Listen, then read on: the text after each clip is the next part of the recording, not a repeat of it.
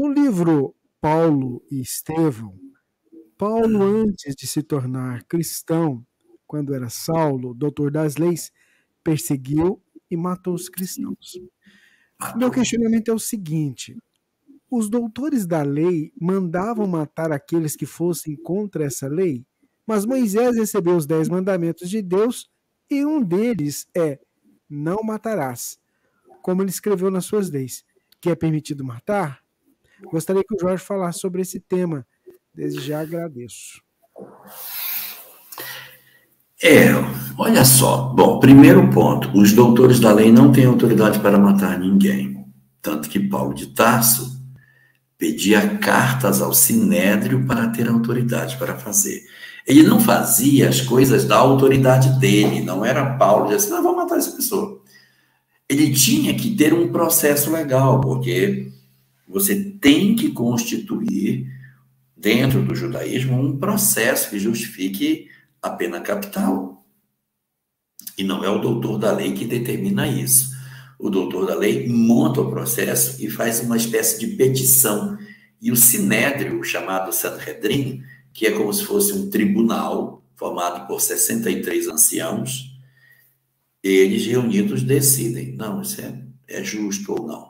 E aí você pergunta, ué, mas como é que pode matar uma pessoa se de repente está escrito na lei não matarás? É verdade. A lei, o cristianismo, ele é uma religião que ele tem dois braços, um braço vertical e um braço horizontal. O braço vertical conecta o homem com Deus e o braço horizontal conecta o homem com outro homem.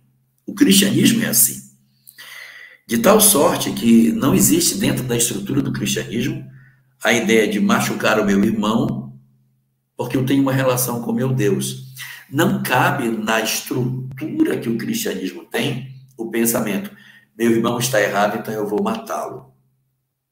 É uma doutrina que tem dois braços, um braço vertical, um braço horizontal.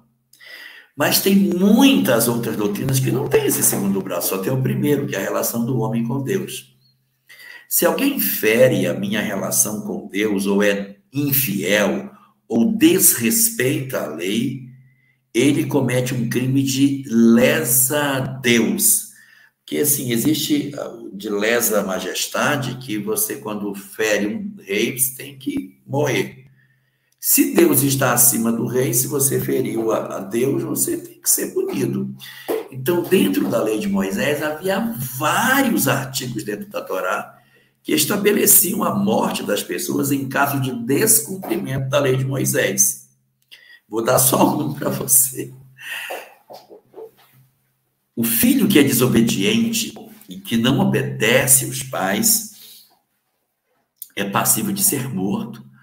Os pais vão e denunciam ao sinédrio, aos anciãos, dizendo, meu filho é beberrão e desobediente.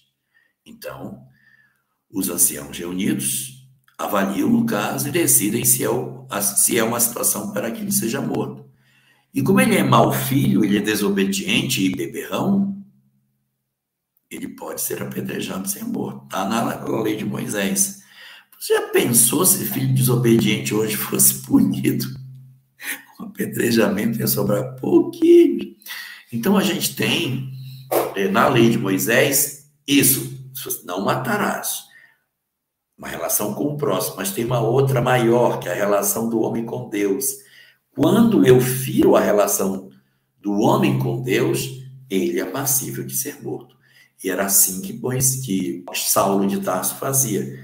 Montava os processos apoiado nos artigos sobre a infringência da lei de Moisés, que era punido com a pena capital. O sinédrio apreciava, validava, dava cartas autorizando, e ele então, ou ele ou outros, executavam as ações do sinédrio.